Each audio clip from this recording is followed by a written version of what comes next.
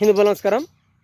Andhra Pradesh deputy CM ఎవరైతే ఉన్నారో పవన్ కళ్యాణ్ గారు తిరుమలలో జరుగుతున్నటువంటి అవినీతికి వ్యతిరేకంగా ఆలయ పవిత్రతను దెబ్బతీసే లడ్డు ప్రసాదాలలో ఆవు మాంసంగా ఆవు కొవ్వు కావచ్చు, పంది కొవ్వు కావచ్చు, చేపల కొవ్వు కావచ్చు, ఇటువంటి ఇటువంటి విధంగా చేసి ఆలయ పవిత్రతను దెబ్బతీసి హిందువుల మనోభావాలను దెబ్బతీస్తున్నారు.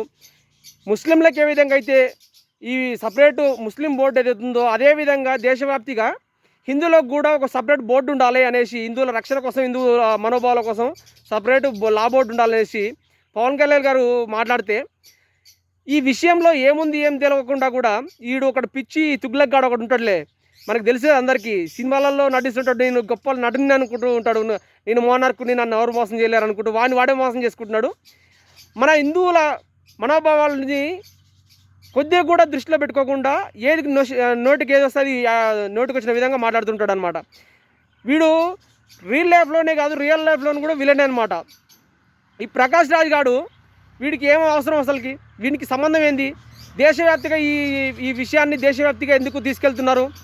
ఈ తిరుమలలో జరుగుతున్నటువంటి దీని గురించి మీరు దేశవ్యాప్తిగా అందరినీ ఎందుకు రెచ్చగొడుతున్నారు అనేసి ఒక ట్వీట్ చేసి ఉండేది పవన్ కళ్యాణ్ గారి గురించి. అరే పిచ్చి పిచ్చి అవలేగా, నీ ఉద్దేశం ఏంది రాబాయ్? అంటే వేరే వాళ్ళకి హిందువులకు కాకుండా హిందువులు ఇతరులు ఎవరు జరిగినా కానీ ముందుండి నువ్వు నడుస్తావు కదరా, హిందువులకు వచ్చేసరికి నీకేమంటారా బాయ్? అంత బలిసిందారా నీకేమన్నా? హిందువుల సొమ్ము తింటూ హిందువుల యొక్క మోచేతి నీళ్ళు తాగుతూ నువ్వు సినిమా పేరుతోటి దోసుకుంటూ నువ్వు హౌలేగా.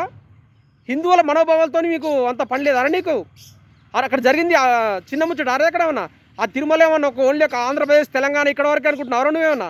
దేశవ్యాప్తిగా కాదు, ప్రపంచవ్యాప్తి ఒక కోటాను కోట్ల ఉన్నటువంటి హిందూ సమాజాన్ని యొక్క మనోభావాలు రవి. మా హిందువుల మనోభావాలు నీకు అంత చులకనగా అయిపోతున్నారు నీకు.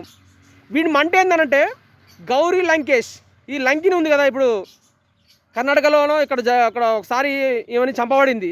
అసలు దేనికి చంపబడింది అంటే, ఈమె హిందువుల గురించి నోటికి వచ్చినట్టు ఏది పడుతుంది మాట్లాడుతుంటే ఈమెను ఎవడో చంపేసిన అంటే ఈమె తీట చేయి కదా అది, ఎవరు పడితే వాళ్ళు గెలిచినట్టుంది, ఎవరో ఒకటి వచ్చి ఈమెను లేపేసిండు. నిజమే కదా, లంకేషి అంతే. రాక్షసులు ఎప్పుడైనా కూడా సంహరించడం అది కరెక్ట్ పద్ధతే కదా. ఈ మంట పెట్టుకునేసి హిందూ సమాజం మొత్తాన్ని కూడా వీడు విచ్ఛిన్నం చేయాలనేసి ఒక కుట్రతోటి వీడు ఎక్కడ ఛాన్స్ దొరికితే అక్కడ దూరిపోతా ఉన్నాడు అనమాట. కాబట్టి హిందూ సమాజమా, వీడు ఉన్నటువంటి ఏ సినిమా అయినా సరే అది ఏ సినిమా అయినా సరే దాన్ని దూరం పెట్టండి, లేదు అనంటే ఇటువంటి వాళ్ళకి బుద్ధి రాదు. కాబట్టి హిందూ సమాజమా, వీడు ఉన్న సినిమాలు ఇప్పటికైనా కానీ చూడకుండా ఉండండి, లేదు అనంటే వీడి అకృత్యాలు ఇంకా పెరిగిపోతాయి అన్నమాట. కాబట్టి పవన్ కళ్యాణ్ గారు, మీరు తెలిసినారో తెలియకన్నారో ఒక మాట అయితే అన్నారు, దానికి మీరు కట్టుబడి ఉంటే ఇంక మేము చాలా సంతోషిస్తాం. కాబట్టి అక్కడ ఉన్నటువంటి ఈ పూర్వం ఎవరైతే ముఖ్యమంత్రి ఈ జగన్ పాల్ ఎవరైతే ఉన్నారో, ఈ జగన్ పాల్ని ఖచ్చితంగా అరెస్ట్ చేసే విధంగా మీరు చర్య తీసుకోవాలి ఖచ్చితంగా. కాబట్టి హిందూ సమాజమా, ఈ వీడియోని ఖచ్చితంగా మీకు తెలిసిన వాళ్ళకి, తెలియని వాళ్ళకి అందరికీ కూడా షేర్ చేయండి. అరే నాయన, మీరు షేర్ చేస్తే నాకేం వస్తారనుకుంటున్నాను? అరే నాకు ఇప్పుడు వీడియో పెట్టినంత మాత్రం నాకు కూడా రాదు.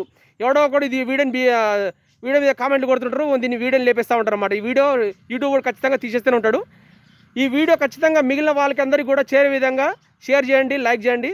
ఖచ్చితంగా మీరు ఈ వీడియోని ముందుకు తీసుకెళ్లాలనేసి నేను కోరుతున్నాను. కాబట్టి హిందూ సమాజమా, నేను ఇట్లా కోరడం వల్ల ఇంకేదో రూపాయి వస్తుంది అనుకున్నారు. అరే నాయన, నాకు యూట్యూబ్ వల్ల రూపాయి రాదు, నాకు ఇప్పటికీ 3 ఛానల్ పోయినాయి. ఎందుకంటే నేను ఈ విధంగా హిందుత్వం గురించి, ధర్మం గురించి, దేశం గురించి మాట్లాడుతుంటే నాకు అరే పెద్ద పెద్ద ఛానల్ కాదు, నాకు ఖచ్చితంగా ఒక 1000 కూడా లేవు నాయన. ఇటువంటి వీడియో ఛానల్ని ఖచ్చితంగా తీసేస్తారు.